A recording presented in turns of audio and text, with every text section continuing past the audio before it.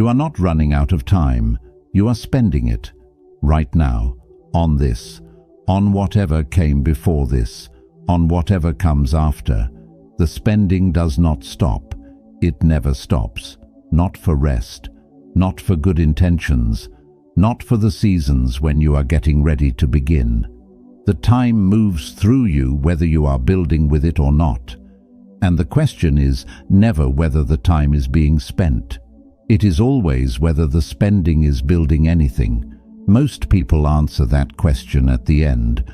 When the accounting arrives and the supply is nearly gone, and the things they were going to build are still in the planning stage they have been in for years. The plans that were always almost ready.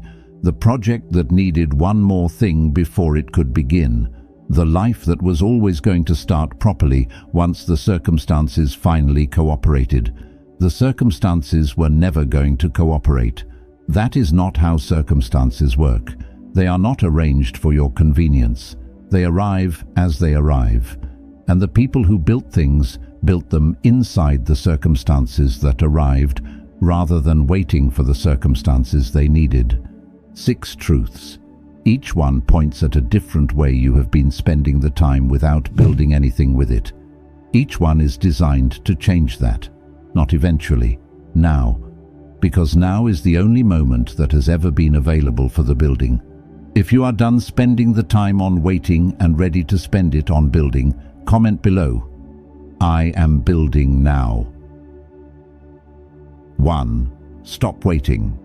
The life you want is being spent while you prepare for it.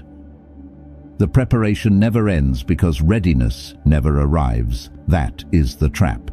You believe that somewhere ahead of you is a version of yourself who is ready, who has enough clarity about the destination, who has resolved enough of the doubt, who has acquired enough of the skill, who has managed enough of the fear to make the starting feel obvious rather than terrifying. And you are preparing to become that version, carefully, thoroughly, for a very long time. That version does not exist. It has never existed for anyone who built anything real. The people who built things were not ready when they started. They became ready through the starting. The starting produced the clarity. The doing produced the skill. The moving through the fear produced the confidence. None of it was available before the beginning. All of it was produced by the beginning. Every day spent in the preparation is a day not spent in the building, and the days are not accumulating in a reserve to be used later. They are passing. They became yesterday the moment you finished them, and yesterday is not available for anything. Only today is available. Only this specific moment is available. And in this specific moment, the choice between preparation and building is exactly the same choice it was yesterday and will be tomorrow. The Stoics understood this with a precision that makes reading them uncomfortable if you are honest about where your own time is going. They did not say, prepare carefully and begin when ready. They said, begin now, with what you have, where you are. The beginning is what produces the readiness, not the other way. Marcus Aurelius wrote, think of yourself as dead. You have lived your life. Now take what is left and live it properly, now. That word is doing everything in that sentence. Not after the preparation, not when the conditions align. Now, take what is left. The left is an acknowledgement that some of the supply has already gone, that what remains is less than what was there at the start, and that what remains is still enough to build something real, if it goes toward building rather than toward more preparation. What would you do today if you knew the supply of remaining days was exactly what you have right now and not a single one more? Not as a morbid exercise, as a clarifying one. The answer to that question is the direction your life is supposed to be moving in. And the fact that you are not already moving in it is the thing this video is addressing. Readiness is not a prerequisite for beginning, it is a product of beginning. And the only way to access the product is to make the investment. The investment is starting today, not the whole project. The next step, the one that is available right now with what you currently have in the life you are currently living. Take it. The step after that will become visible once you do. That is how it works, not all at once, one step revealing the next, but only after you take the one that is currently available. The day you stop preparing and start building will feel like any other day. There will be no fanfare, no perfect conditions, no internal signal that today is finally the right day. It will just be an ordinary day on which you made a different choice. And that ordinary day with that different choice inside it is how every significant life has ever begun. Not with a dramatic turning point, with a quiet decision to spend today on building rather than on one more day of getting ready to build. Here is the honest arithmetic most people avoid. Every day spent preparing for the start is a day the start did not happen. That day became yesterday. Yesterday is not available for building. Only today is available, and today is making the same offer yesterday made, and the day before that. Begin now, or spend me on getting ready to begin. The people who built things you admire did not have more days than you. They had the same days and made different choices inside them. The choice was always the same one. Build today or prepare to build someday. Someday is not on the calendar. Today is. Use it. The version of you who is ready is built through the doing, not delivered before it. The clarity you are waiting for is produced by movement, not by stillness. The confidence is earned through attempts not granted in advance. Every quality you believe you need before you can begin is manufactured by the beginning itself. There is no other factory. Begin before you are ready. The readiness arrives while you are moving. The preparation trap feels productive. That is what makes it so effective at consuming years. The planning, the research, the refining of the approach, all of it feels like progress. None of it is progress until it connects to action. Progress is the thing in the world that was not there before you put it there. Preparation without a start date is just a comfortable way to spend the time without building anything. If you are done preparing and ready to start with what you have right now, comment below, I start today. 2. Your comfort zone is not safe. It is making you smaller every single day. Every time you choose the comfortable option over the hard one, you are not standing still. You are moving in the direction of a version of yourself that is less capable, less resilient, and less equipped to handle the next difficult thing than you are right now. Comfort does not maintain your current level. It erodes it, slowly, invisibly, one safe choice at a time, until the things that should be manageable feel overwhelming and the things that once felt ambitious feel impossible. This is not motivation, this is biology. Capacity that is not challenged does not maintain itself. The muscle not used atrophies. The skill not practiced degrades. The nerve not tested weakens. Your tolerance for difficulty, your ability to sit in discomfort without fleeing it, your confidence in your own capacity under pressure, all of it shrinks in direct proportion to how consistently you avoid what challenges it. The comfort zone is not a safe space. It is a shrinking space. Every year inside it, without deliberately pushing against its edges, it gets smaller. The territory of what feels possible contracts around you so gradually that you stop noticing. You just find yourself less willing to try things, less confident about outcomes, more dependent on certainty before you act, more upset when things do not go according to plan. Not because you got older, because you got smaller. The Stoics practiced voluntary hardship specifically because they understood this. They chose cold when warm was available, hunger when food was available, the difficult path when the easy one was right there, not as self-punishment, as deliberate maintenance of the capacity to function when circumstances were not comfortable. Because circumstances are frequently not comfortable. And the person who has been training for discomfort meets it very differently from the person who has been avoiding it. Epictetus wrote, "Seek not that the things which happen should happen as you wish. Wish the things which happen to be as they are, and you will have a tranquil flow of life. The tranquil flow is not produced by the absence of difficulty. It is produced by the capacity to meet difficulty without being undone by it. That capacity is built through the consistent, deliberate practice of choosing the hard thing, not occasionally, consistently, in the ordinary moments, the Tuesday morning alarm, the difficult conversation that is easier to defer, the creative work that requires real effort when the passive consumption is right there waiting. There is something else the comfort zone does that most people do not notice until it is well advanced. It does not just limit what you do, it limits what you can imagine doing.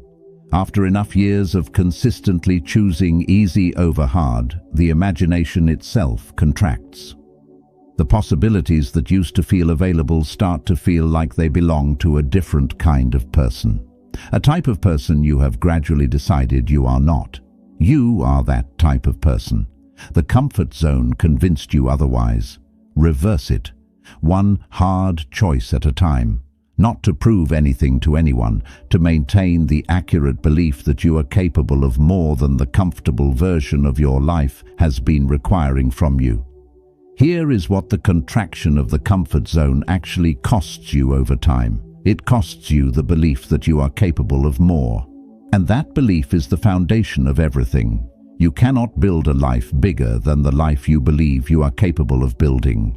Every comfortable choice that goes unchallenged narrows that belief a little further, until the version of yourself you once imagined is so far from the version you currently believe in that the gap itself feels like evidence you were wrong to have imagined it. You were not wrong. The imagination was accurate. The comfort zone was the distortion. Push back against it today. One hard choice, one deliberate discomfort, one small proof that the belief is still available if you are willing to earn it. The cold shower, the workout when you did not feel like it, the early morning instead of the late one, the real work before the easy work. These things seem small individually, but they accumulate as evidence. Evidence about who you are and what you do when nobody is requiring anything of you. That evidence is what you draw on when the big moment arrives. Build the evidence now, in ordinary moments. So the big moment finds someone who has been building evidence for months, rather than someone hoping today is the day they finally feel ready. The comfort zone tells you that you are resting, that you deserve the easy day, that the hard thing can wait until you feel more prepared. The comfort zone is a good liar. It has been lying to you every time it made avoiding the hard thing feel reasonable. The truth is that every avoided hard thing is a withdrawal from the account of who you believe yourself to be, and the account is running. Make deposits today. One hard choice. That is enough. Here is what most people miss about the cost of consistent comfort. The comfort zone does not just limit what you do today. It limits what you believe is available to you tomorrow. Every comfortable choice updates the internal picture of who you are, and the updated picture becomes the filter through which new possibilities get evaluated. After enough comfortable choices, the filter eliminates everything ambitious before it gets a fair hearing.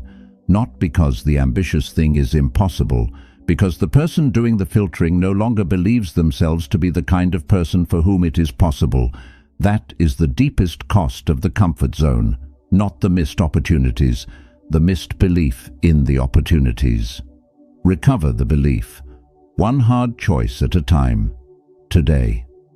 If you are done letting comfort make you smaller and ready to choose hard consistently, comment below, I choose hard. Truth 3. People who build nothing have no business telling you what is possible. Someone in your life has an opinion about what you should be doing with yours. Maybe they say it directly. Maybe they say it through silence, through the specific absence of engagement with what you are building, through the casual comment dressed as realism. That probably will not work. That is not how it is done. That is not realistic. These phrases are not analysis. They are autobiography. They are this person telling you the story of why they did not try the thing they wanted to try, and using you as the audience for the justification. Your attempt makes their inaction visible. That is the source of the discouragement. It is not about your project. It is about what your project reveals about the gap between what they wanted and what they chose. You are the mirror. The mirror makes them uncomfortable. The uncomfortable mirror gets told it is showing the wrong reflection. The brutal question to ask about every opinion you receive about your own life is this: is this person building something? Anything? Are they actively engaged in the construction of a life that reflects their genuine values and capabilities? Are they in the arena? Because the opinion of someone in the arena, even if critical, contains information. It comes from experience. It has earned its weight. The opinion of someone watching from the stands is not information. It is noise. Emotionally convincing noise, especially when it comes from people you love. But noise. And organizing your life around noise is how genuinely capable people end up living genuinely small lives. Marcus Aurelius wrote, "Never esteem anything as of advantage to you that will make you break your word or lose your self-respect." Your self-respect is the account that gets debited every time you defer to someone else's opinion about what your life should look like. Every time you shrink the project because someone questioned it. Every time you slow down because someone was not enthusiastic. Every time you let the opinion of someone who is not building anything determine the pace and direction of what you are building. The account matters. The person who has been making constant withdrawals from it in the service of other people's comfort arrives at the most important decisions of their life with an account that is nearly empty. And decisions made from nearly empty self-respect look like the decisions of someone who does not believe they deserve what they are trying to build. Apply one filter to every opinion that arrives about your work. Has this person attempted something difficult and failed? Have they built something imperfect and improved it? Have they been in the real discomfort of genuinely trying something that mattered to them? If yes, their feedback contains something worth hearing even when it is critical. If no, it contains nothing useful, regardless of how confidently it is delivered. Build regardless, for the life available to you on the other side of building it, not for the satisfaction of proving anyone wrong, for yourself, something else worth naming about the noise from people who are not building anything. Over time, if you keep giving it weight, it stops being noise from outside and starts being a voice from inside. The opinions you absorb repeatedly become the beliefs you hold privately. The people who told you it would not work get folded into the part of you that tells yourself it will not work. And the internal voice is much harder to ignore than the external one. Stop absorbing it now, before it fully integrates. Filter what comes in by its source. Voice from someone in the arena gets considered. Voice from someone in the stands gets released. That is the filter. Simple. Not always easy, but simple. Here is how you know you have been giving too much weight to the stands. When you find yourself explaining your project to people who did not ask. When you feel a need to justify your direction to people who are not involved in it. When their reaction to what you are building determines your energy for building it. These are signs that the opinion of the stands has been given a seat at your table. Remove it. The stands are for watching. Your table is for builders only. Build your circle accordingly. Find even one person who is building something real and spend more time in conversation with them than with 10 people who are not. The quality of the thinking around you determines the quality of the thinking you bring to your own work. Choose the thinking that builds something. And when the discouragers arrive, as they will, meet them with one question asked internally. What are they building? The answer will almost always be the answer you need to properly calibrate the weight of their opinion. Give it accordingly, then return to the work. The most expensive thing you can do with discouragement is repeat it to yourself. When someone questions your project and you walk away, and the questioning voice stays in your head running on repeat, you have done their work for them for free. You have turned external noise into internal noise, and internal noise is the loudest and the hardest to stop. Catch it early, name it as borrowed opinion, not personal truth. Return to the work. The work is the answer to every question about whether this is worth doing. If you are done letting other people's doubts determine the size of your life, comment below, "I build for myself." Truth 4. You have enough to start. You are just afraid to use what you have.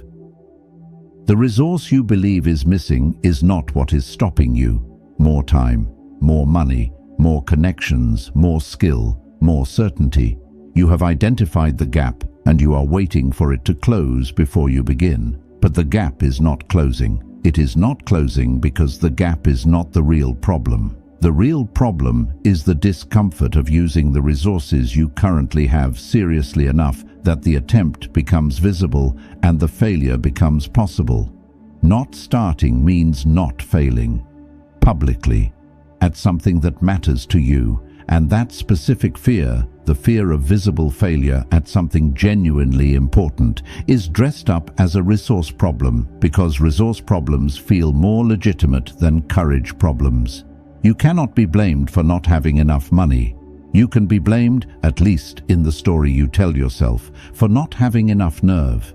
Every person who has built something real built it from resources that felt insufficient at the time. Not metaphorically. Actually, the first version of every significant business was built with less money than its founder thought was necessary. The first version of every significant skill was developed with less time than its practitioner thought was available.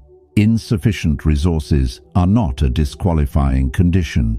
They are the universal starting condition. They are what everyone starts with. The resources improve through the building, not before it. The skill grows through the doing. The connections come through the attempting. The clarity arrives through the starting. None of it is available in advance. All of it is produced by beginning with what is currently available and building from there. Seneca wrote, "Everything is foreign to us. Only time is truly ours. Time is what you have, right now, in whatever quantity remains. And the question is not whether you have enough of it. The question is what the available time is currently being used to build. If the answer is nothing yet, then the resources are sufficient for beginning. They were always sufficient for beginning. The beginning only ever required the time available and the willingness to use it. Test this honestly. If you had exactly twice the resources you currently have, would you start today? If the answer is still no, then the resources were never the real issue. Name the real issue. Address the real issue. Because the real issue has a solution. The resource problem, which is not the real issue, does not. Start with what you have, where you are, today. The resources available in a year of building will be different from the resources available right now. More skill, more clarity, more evidence of what works. All of it produced by the building, none of it available before the building begins. The resource that is truly scarce is not money or time or connections. It is commitment, genuine commitment to the thing you are trying to build. Commitment that does not require ideal conditions to continue. That does not pause when the resources feel thin. That treats the current insufficient situation not as evidence that the attempt is premature, but as the standard beginning condition of every attempt worth making. Commit with what you have. Let the commitment pull the resources toward it. That is the order, not resources enabling commitment. Commitment attracting resources. The people who waited for the resources first are still waiting. Seneca wrote about time as the only true resource. Not money, not connections, time. And time is available right now in whatever quantity remains in your supply. The question is not whether you have enough of it. The question is what the available time is currently being used to build. If the answer is nothing yet, the resources are sufficient for beginning. They were always sufficient for beginning. Stop auditing the resources. Start deploying them. The audit produces a list of what is missing. The deployment produces evidence of what is possible.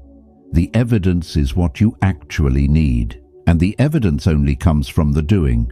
There is a version of the resource problem that is honest and a version that is a story. The honest version is when something genuinely critical is missing, and acquiring it is the actual next step. The story version is when the resources are sufficient for beginning, but beginning feels exposed. Test which version is yours. If you had twice the resources, would you start today? If the answer is still no, the resources are not the real issue. Name the real issue. Address it directly. It has a solution. The resource story does not. If you are ready to stop waiting for better resources and start building with what you have right now, comment below, I build with what I have. Truth 5. The thing you are most afraid of is exactly what you need to do next. Fear does not arrive in proportion to danger. It arrives in proportion to importance. The things you are most afraid of failing at are the things that matter most to you. The things that would cost you the most to fail at publicly are the things you care about most privately. The specific, personal, genuine fear of a particular failure is the clearest possible signal that the thing behind the fear is genuinely worth attempting, because you do not fear failing at things that do not matter to you. Look at what you are most afraid to try right now. The project you have not started because it might not be good enough. The conversation you have not had because it might not go the way you need it to. The commitment you have not made because making it closes off alternatives you are not ready to close. Look at what is behind the fear. That thing. The thing the fear is protecting you from attempting. That is the next step. Not despite the fear, because of the fear. The fear is the most reliable compass available. It is pointing at exactly where the growth lives. Exactly where the version of yourself you are trying to build is waiting to be found. And the only way to get there is through the thing the fear is making you avoid. The people who appear fearless are not. They are comfortable with fear as a travel companion. They have followed the fear to enough real places that its arrival no longer signals danger to them. It signals direction. They learned to read it accurately. You can learn the same thing, not by eliminating the fear, by moving through it enough times that the movement becomes familiar. Epictetus wrote, "It is impossible for a man to learn what he thinks he already knows." The fear is pointing at what you do not yet know about yourself, at the specific capability that has not been tested because the testing requires the attempt you have been avoiding. The person on the other side of the thing the fear is pointing at knows something about themselves that the person still avoiding it does not. The knowing requires the doing, and the doing requires moving toward the fear rather than away from it. Here is what happens on the other side of doing the thing the fear was pointing at. The fear does not disappear, it changes character. The fear of starting becomes the fear of doing it badly. The fear of doing it badly becomes the fear of the next level. The fear travels with you. What changes is your relationship with it. It stops being a wall and becomes a companion, something that signals direction rather than danger. The first attempt does not have to succeed, it has to happen. Starting badly is the first step toward starting well. Waiting until you can start well is waiting forever. Move toward the fear. What it is pointing at is real, and it is worth the discomfort of the moving. There is a specific pattern that repeats in every person who eventually did the thing they were afraid of. They did not stop being afraid first. They moved while afraid. The fear was present at the starting. The fear was present through the doing. The fear reduced only after enough evidence accumulated that the thing was survivable. and the evidence only accumulated through doing. The sequence never runs the other way. Fear first, then evidence, then reduction. Never comfort first, then attempt. Stop waiting for the fear to go before you begin. The fear goes after you begin. That is the only order available. The specific thing worth knowing about the fear that is pointing at your next step is this: it is proportional to how much it matters. A small fear means the thing matters a little. A large fear means the thing matters enormously. The size of the fear is useful information about the size of the importance. Most people read large fear as a warning to retreat. It is the opposite signal. Large fear means large importance. Large importance means this is exactly where the energy should go. Go there, not because it will be comfortable, because it will be real. And real is what you are here to build. Not comfortable, real. Every person who eventually did the thing they were afraid of followed the same sequence. They did not stop being afraid first. They moved while afraid. The fear reduced only after enough evidence accumulated that the thing was survivable. The evidence only accumulated through doing. The sequence never runs the other way. The fear does not go, and then you begin. You begin, and then the fear changes. That is the only order available to anyone. Take it. Most people treat fear as the signal to stop. The Stoics treated it as the signal to look more carefully at what is there, at what matters, at what the fear is actually protecting you from, and whether that thing is worth the protection. 9 times out of 10 the answer is no. The thing being protected is not safety, it is comfort, and comfort has already cost you enough. The next time fear arrives about something in your own life, pause before you use it as a reason to stop. Ask what it is pointing at. Ask whether that thing matters. If it matters, then the fear is not a reason to stop. It is the best available reason to go. Truth. 6. The life in your head will stay there until you build it with your hands. You have been carrying a version of your life inside you for a while, not the current version, the real one. The one where the work reflects what you actually care about, where the days feel like they belong to you, where you are using what you are actually capable of rather than carefully keeping it undemonstrated, where the gap between who you are and who you intended to become has finally closed. That version, the one that keeps appearing in your quietest moments and disappearing when the ordinary demands of the day reassert themselves. That version is not a fantasy. It is a direction. It is the most accurate information available about what your life is supposed to be moving toward. And the gap between the version in your head and the version you are currently living is not evidence that the real version is impossible. It is evidence that the building has not yet begun in earnest. Here is the thing about the version in your head that most people do not want to hear. It has been there for a while, maybe years, and every year it stays only in your head and not in the actual world.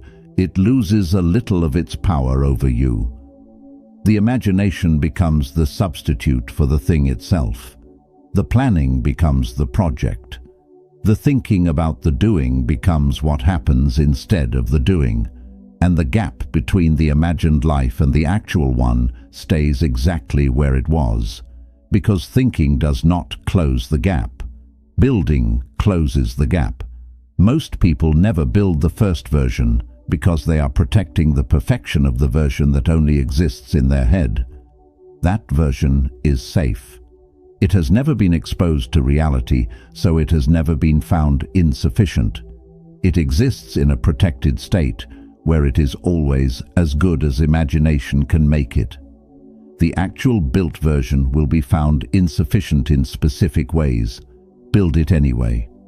The insufficient actual thing is the path to the sufficient actual thing. The perfect imagined thing is the path to nothing. Marcus Aurelius wrote, "Waste no more time arguing about what a good person should be. Be one. Waste no more time imagining what your life should look like. Build it, not the whole thing, not the final version, the first version. The version that is possible with what you currently have in the life you are currently living. That version will be imperfect. Build it anyway. Imperfect and real is worth more than perfect and imagined, always, without exception. The Stoics were relentlessly practical. They were not interested in the imagined life. They were interested in the actual life being constructed through actual choices in actual moments. The imagined life is available to everyone. The actual built life is available only to the people who made the actual choices.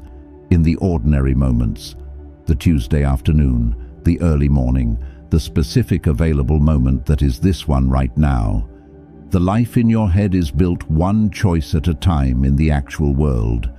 That is the only mechanism available. The choice is available now. Make it. Then make the next one. Build the imperfect real thing. Improve it. That is the entire process. Everything else is delay dressed as preparation. Release the version in your head as the object of protection. Make it the object of construction instead. The construction starts today, with one real choice, toward the real version, in the real world. That is the whole beginning. Here is something about the version in your head worth understanding clearly.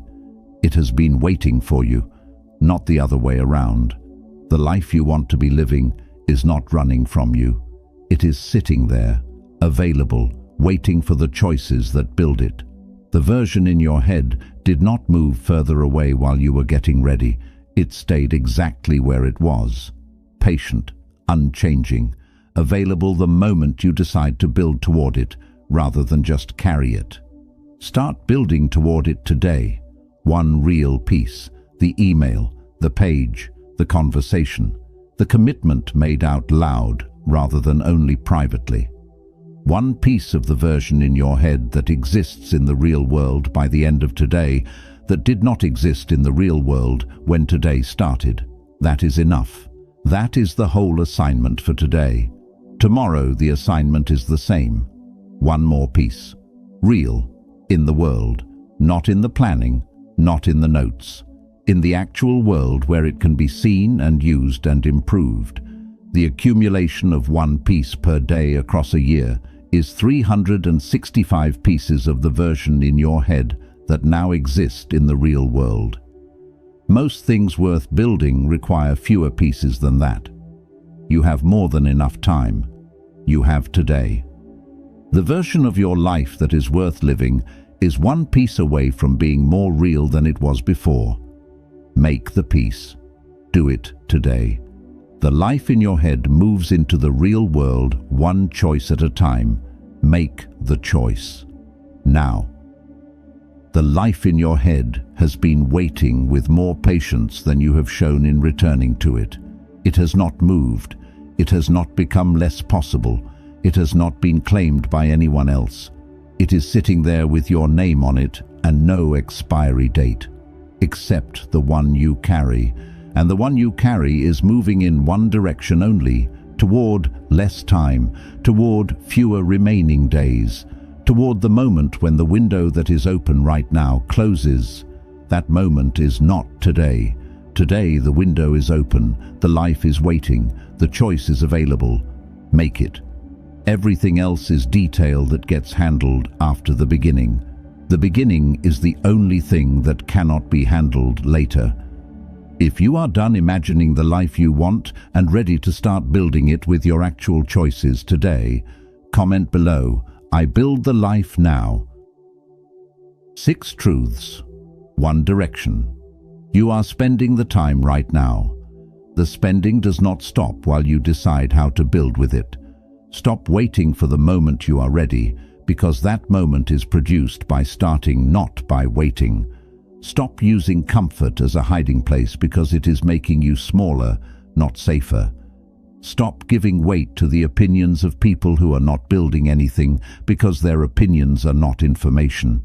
Stop blaming the resources because the resources were never the real obstacle. Stop avoiding the fear because the fear is the compass, and stop protecting the life in your head instead of building it with your hands. Every single one of these truths points at the same moment. This one, the moment when the decision is made to spend what is left on building rather than on preparing to build. The Stoics built from whatever conditions arrived, not the conditions they wanted, the ones that were actually there. Marcus Aurelius built his philosophy during plague and war. Epictetus built his inside slavery. Seneca built his in exile. None of them had the conditions they would have chosen. All of them built anyway. Because the building does not require ideal conditions. It requires the decision to begin inside the conditions that exist. Your conditions exist right now. Your decision is available right now. The life that is capable of being built from everything you already are is worth every uncomfortable step it takes to build it. The only thing standing between you and that life is the next choice, not the perfect choice, the next available one, made now, with what you have, from where you are. Your starting point is right here. Your formula is the same one everyone who ever built anything used. Begin before you are ready. Improve as you go. Stop when the life is built. If this video moved something in you that needed moving, share it with someone who is ready to stop spending the time on waiting. And remember, you are not running out of time. You are spending it. Spend it on something real. The 6 truths in this video stripped away the 6 most common reasons people spend their time on everything except the life they are capable of building. The permission that nobody is coming to give. The comfort zone that is shrinking, not protecting. The opinions of people who are not building anything. The resource gap that was never the real obstacle. The fear that is a compass, not a warning. And the version in your head that will stay there until you move it into the real world piece by piece. All 6 truths point at the same moment. This one, the one where you decide that the spending of the remaining time is going to produce something rather than just pass. That decision is available right now, not after the video, not after you think about it, now. The Stoics who shaped this philosophy did not have better conditions than you. Marcus Aurelius governed an empire during plague. Epictetus was enslaved. Seneca was exiled twice and lived with the constant knowledge that his death could be ordered at any moment by the emperor he served. None of them had the conditions they would have chosen. All of them built anyway. Because the building does not require ideal conditions, it requires the decision to begin inside the conditions that exist. Your conditions exist. Your decision is available. Make it. The life worth living is built one real choice at a time. The next real choice is this one, right now. Every significant human achievement started in conditions that were not ideal, not one exception. The conditions were always insufficient in some way. The person was always less ready than they wanted to be. The resources were always less than they would have chosen. The fear was always present. The doubters were always there. And the building happened anyway. In the gap between the conditions that existed and the conditions that were wanted. In that gap, every real thing ever built by a human being was built. You are in that gap right now. The conditions are not ideal. You are not fully ready. The resources are not sufficient. The fear is present. All of it is exactly the normal starting condition. And the gap is where your building begins. Today, now, with one choice made in the direction of the life worth living. Make it. The rest follows from this one.